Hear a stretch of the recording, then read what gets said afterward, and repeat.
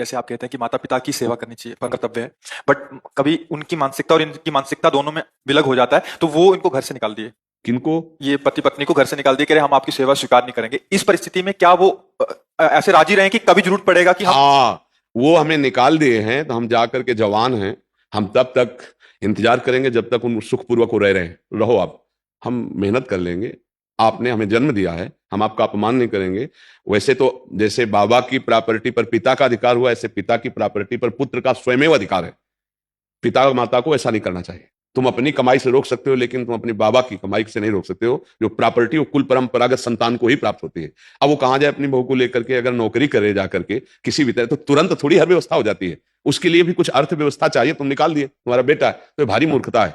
ऐसा नहीं करना चाहिए। ठीक है, आपने हमें निकाल दिया है तो हम उस कष्ट को सहते हुए, लेकिन अगर हमें कान में कभी सुनने को मिला कि आप सैया पर पड़े तड़प रहे हैं, तो हम वो सब भूलकर फिर पुनः आपकी सेवा में आ जाएंगे। अच्छा, इतनी मूर्खता कभी किसी पिता माता को नहीं करनी चाहिए कि अपनी प्रॉपर्टी बेच दे, पुत्र का अधिकार खत्म कर दे। ऐसा कभी नहीं करना चाहिए, नहीं उसे नरक की प्राप्ति होगी।